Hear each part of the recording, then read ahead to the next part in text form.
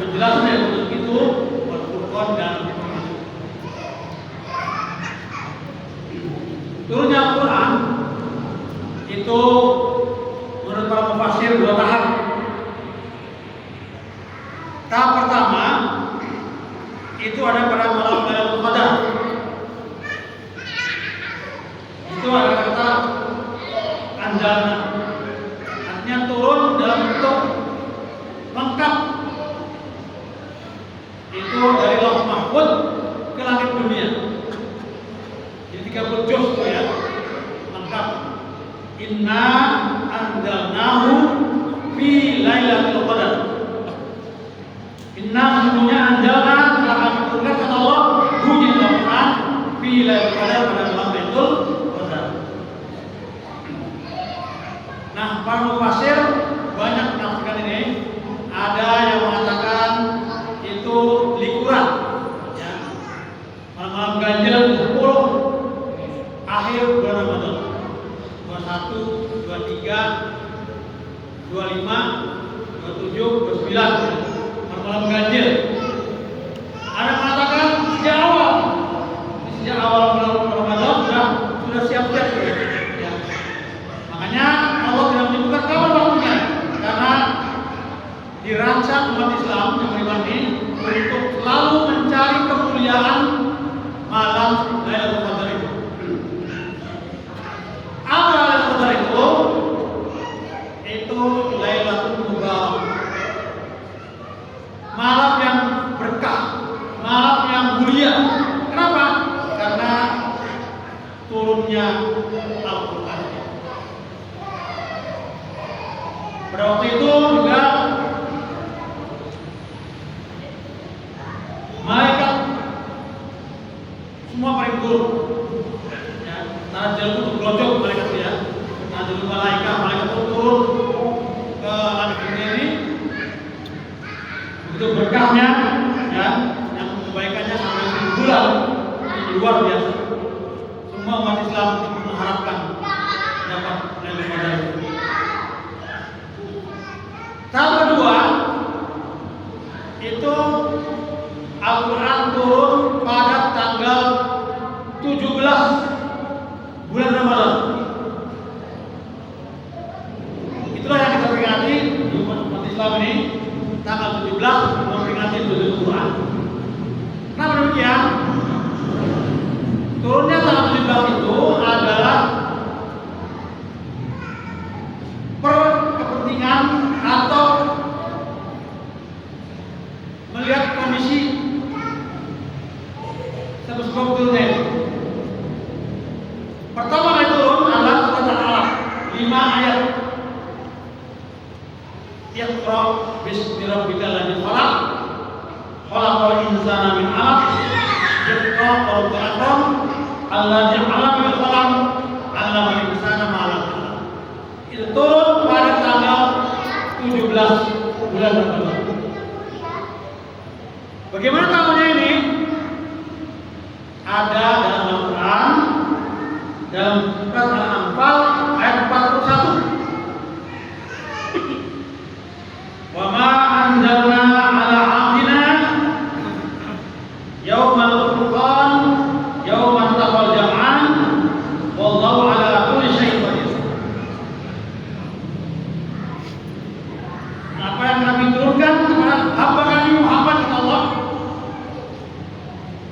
itu yaumat taqal jam'an, itu hari Furqan, di mana bertemunya dua pasukan Badar. Ya, perang Badar itu terjadi pada tahun 17 Ramadan. Itulah yang kita peringati Islam ini adalah tentang Al-Quran tanggal 17 Ramadan. Bapak Ibu yang berbahagia, apa isi Quran itu? Disebutkan dalam Al-Quran, Al-Baqarah ayat 85 itu ada 3. Pertama, hudal linnas. Yang kedua, wabayyinatin minal huda. Yang ketiga, Al-Furqan. Pertama adalah hudal linnas, petunjuk bagi manusia.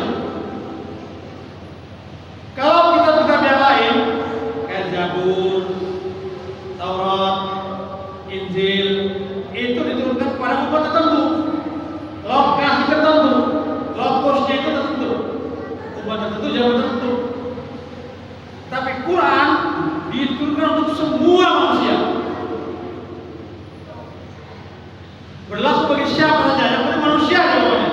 Ya, semua manusia, hudalillah, petunjuk bagi manusia. Kenapa? Karena yang tahu sebelum manusia adalah Allah yang telah menciptakan manusia.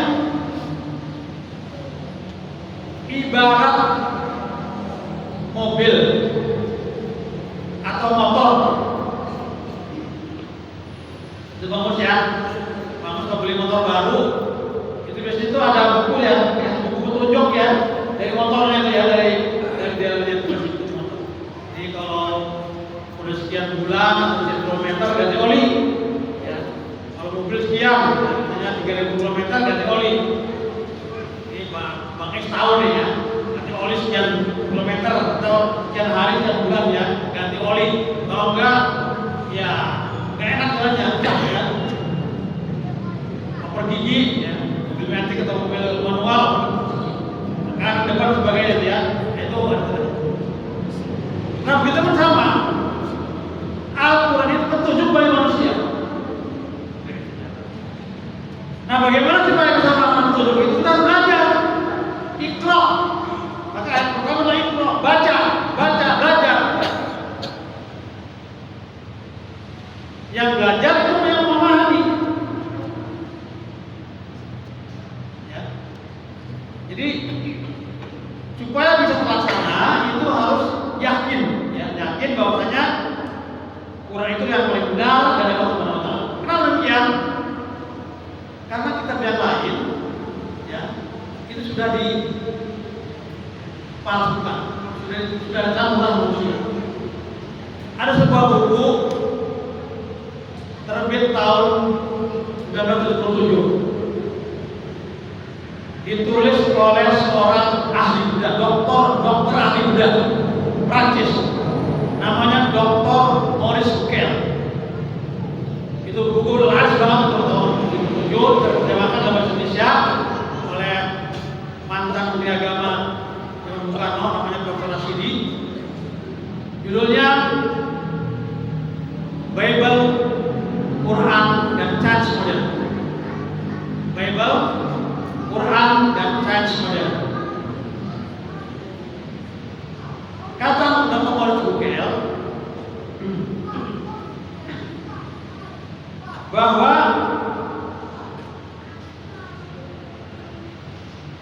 dalam Bible terdapat kesalahan ilmiah dan sejarah karena Bible telah ditulis oleh manusia dan mengalami perubahan-perubahan yang dibuat oleh manusia.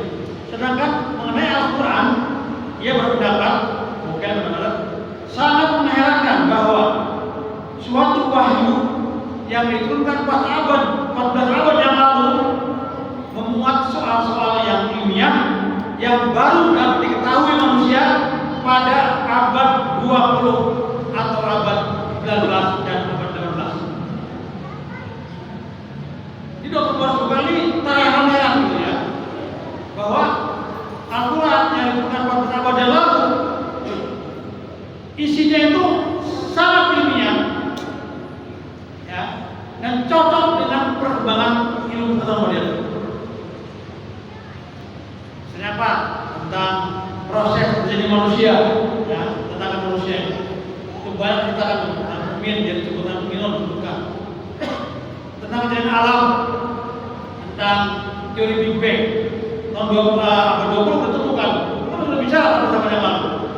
Banyak ilmu pengetahuan yang baru sekarang ketahui, Quran sudah bicara tentang dua air yang saling bertemu dan saling ketemu dan tidak bercampur, yang asid dan tawar.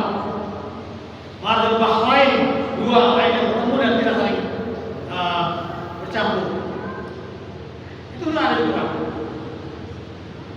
Jadi secara global Allah menyebutkan di Quran bahwasanya Quran adalah merupakan wahyu ilahi. Kata Bucaille menyimpulkan bahwa Al-Quran adalah wahyu ilahi yang murni dan Nabi Muhammad adalah benar nabi yang terakhir. Satu lagi Bapak saya cerita. Kita kenal ya Presiden Presiden yang teknokrat, almarhum B.J. Habibie, ya, semua yang lain, ya, misalkan Pak Habibie itu di dunia dikenal dengan sebutan Mr. Crack. Crack itu artinya tetap. Kenapa? Karena Pak Habibie telah menemukan teori namanya Habibie Crack Theory. Teori tetap Pak Habibie. Pak Habibie sebelum jadi presiden Jerman, kan dia suatu perusahaan pesawat terbang. Jadi kalau pesawat terbang lama, ya, itu ada yang retak-retak pesawat itu. Pak Habibie mencari bagaimana cara supaya nggak retak. Itu bukan teori, diakui, kemudian dipatenkan. Jadi sampai sekarang ini Pak Habibie banyak, karena betul royalti dipaten oleh perusahaan pesawat terbang sampai sekarang. Orang yang meninggal tapi nanti tidak berroyalti. Kenapa? Karena memang menemukan teori itu. Ya, Habibie Crack teori retak. Ternyata oleh saya unik nih Pak Habibie. Kenapa dia sampai menemukan teori ini? Kan susah tuh ya. Rupanya sekarang apa harus penasaran.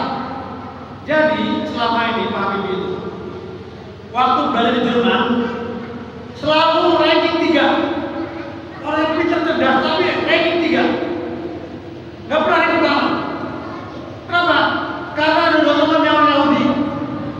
Dia kedua orang Yahudi. Lalu orang itu nomor pertama terus. Kalau dia yang dapat sempurna 4 IP-nya.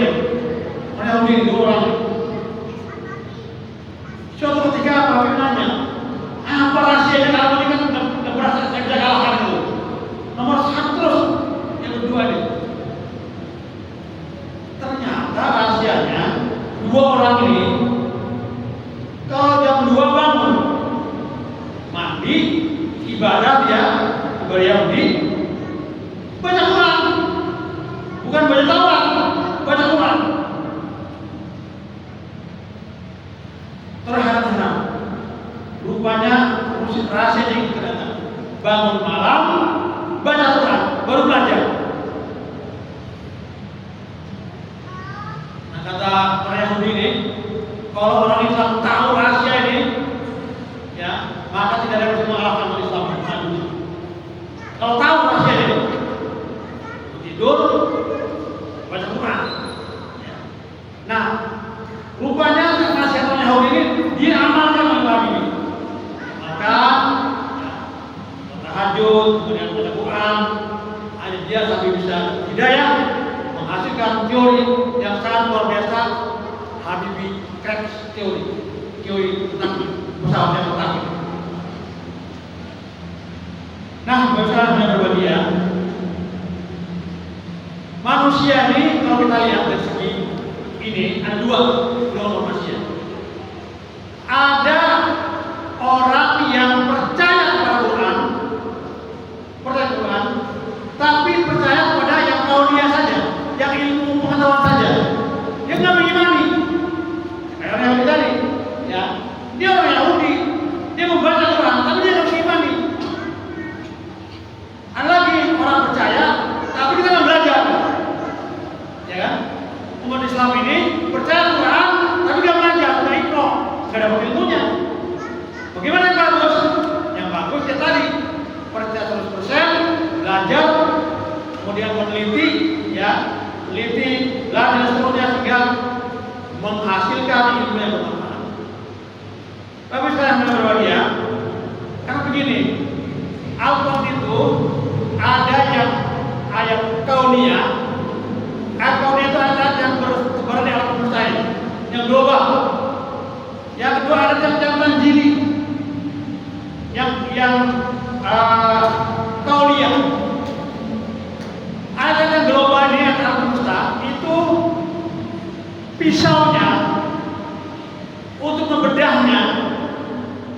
Ini Pak, pada tahu yang pelajarnya kan begini, sunnatullah itu kan objektif, hukum Allah itu objektif, eksak, immutable, tetap. Yang belajar sunatullah itu yang berhasil. Umat Islam nggak pernah belajar Protestan, ya nggak tahu yakin ya kan? Maka dua alatnya.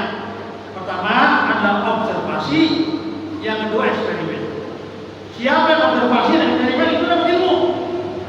Mau dia orang Yahudi, orang Cina, orang apa aja, kalau dia eksperimen, observasi, belajar dapat ilmunya. Orang Islam nggak belajar ya nggak bisa, nggak Islam. Ya, nah di sini lemahnya Islam ini, ya kurang observasi, kurang eksperimen. Orang Amerika, orang Eropa, kalau belajar itu, maka dia dapat ilmu. Yang kedua ayat Tanjili, ya ayat yang langsung melibatkan manusia. Apa misalnya? Hukum waris, ya hukum waris, dagang, ya kan? Jual beli secara umum, ya. Itu hal-hal yang berumpama ini semuanya boleh. Inilah kaidah fikihnya ya. Semuanya boleh dilakukan kecuali yang dilarang. Nangis, minum apa aja boleh, kecuali yang dilarang. Makan apa yang boleh makan, kecuali yang dilarang. Kalau ibadah nggak boleh, kecuali yang diperintah. Kita nggak boleh macam-macam ibadah nih. Ya Allah Akbar, Allah Akbar misalnya tanya gimana gitu ya. Ya begini macam-macam. Ya nggak boleh. Ya begini jelas ya kan. Ya tidak boleh melakukan. Kecuali yang diperintah. Kalau ibadah, kalau yang lain-lain semua boleh kecuali yang dilarang. Amal juga yang terakhir adalah Al-Qur'an. Ya, itu pembeda yang benar dan yang salah, yang baik dan yang buruk. Kenapa demikian? Karena memang ya sebenarnya secara nurani hati kita bersih. Ya, ini yang boleh dan enggak, ini baik, ini buruk, ini benar, ini salah. Karena hati tidak bisa menebak ini. Kalau berbuat yang gak enak dengan hati itu dosa. Ya, yang dengan hati enak nggak apa-apa. Kalau nggak enak dengan hati itu dosa. Nah, itu ya yang kita tulis ya. Nah itu menjadi. Jadi Al-Quran itu sebagai pembeda yang benar dan yang halal.